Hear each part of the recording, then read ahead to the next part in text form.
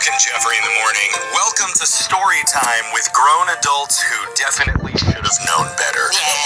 Real stories, real regrets, and really questionable life decisions. Hey, no moral lessons though. No, that's how this group rolls for What's on Your Mind. Starting with Brooke. Brooke, what's on your mind? Oh man, so we have entered road trip season for my family. We drive a lot in the summer, back and forth between our different parents' house, hours and hours.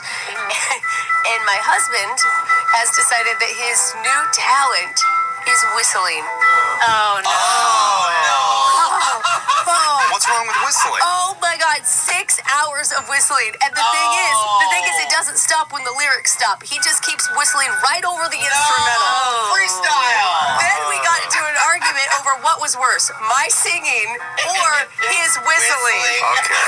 Whistling is what happy people do, so I can understand why you wouldn't want your husband to feel that. You want someone to whistle in a car trip for 6 hours, Jeff? You are such a liar. If it's a good tune. No.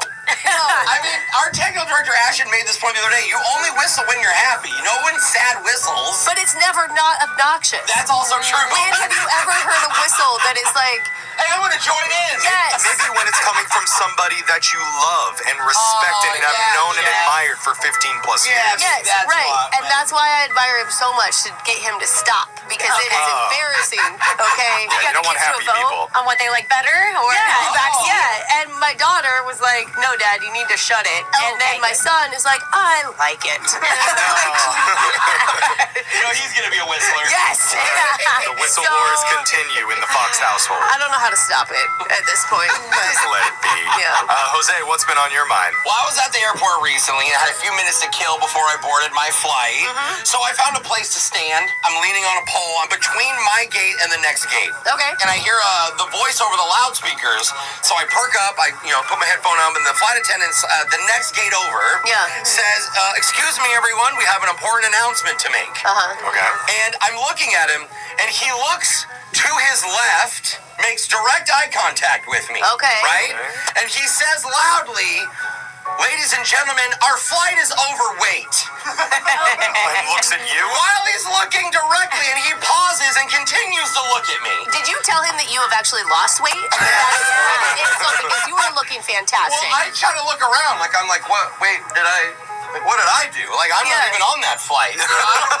So yeah, he finishes his announcements, breaks the eye contact. Apparently he was talking about excessive baggage on the flight. I took it personally. I thought I was... You do have a lot of emotional baggage that you bring on your planes, too. That's also true.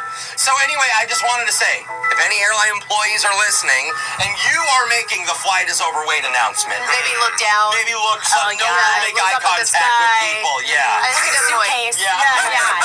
Hold up a suitcase for example. Or switch it up. Hey, we got a hot flight today. Make eye contact. Alexis, what's been on your mind? So I have a fear of birds, and I always have. All birds, and my friends all know this about me. Interesting. Birds are your friends, by the way. I don't like them. I don't like them at all. But despite them knowing, what did my roommate do but buy 2 bird feeders for outside of our house? For outside the house. That's so nice. I thought for sure she was bringing a bird in your house. No. Okay. They're outside, but I have to go outside, Brooke, to get places. And she tried to tell me it's like cute little finches, whatever. It's fine. Yeah. But the problem is, it attracts pigeons. And we have a lot of pigeons now. Well, pigeons are like the princesses of the sky. They're disgusting. Bro, they're so scrappy. They're kind of like rats with wings. Yeah, they're like the Alexises of the air. These are ugly pigeons. What, they show up for free food, they puke in the alley, does it sound familiar? They do come back with their friends to get more free things. Yeah, see? Now that you mention it, it's kind of rude that you like a finch, but you don't like a pigeon. Okay, I'm not fighting about pigeons here. My point is they're always there, and then there's squirrels on the ground getting the fallen food too that the pigeons can't eat. Squirrels do that a lot. And I don't like squirrels either. Yeah. So now we have more problems. with you. So what do squirrels do to But you? they're also dirty rodents. Exactly. They're cute. I'm with you. You know Outside what? my house is all these rodents that I'm scared of. You're like the opposite of Snow White. Yes. And my roommate says we can't get rid of them because it keeps our cat entertained. Oh. The cat needs entertainment out the window. I have a solution. and it's including opening the door. I don't want them in the house either. So just let your cat out. I guess. type of Until then, I'm ordeal. going through exposure therapy against my will. So, Okay. yeah. All right, Jeffrey, what's on your mind? Brooke and producer Boyd are always on me for being kind of forgetful. Like, occasionally I'll forget my phone in the studio for a couple hours. Or That's not really what we're usually I won't know when talking the about. show vacations are. Yeah, Yeah. after we already took the vacation. Or I'll accidentally won't renew my car insurance for like 3 years. You don't know that you're paying 8 different health insurances gym at the same memberships. time. Yeah, exactly. And it doesn't just happen to me at work, it happens at home too. And this last time proved to be almost fatal.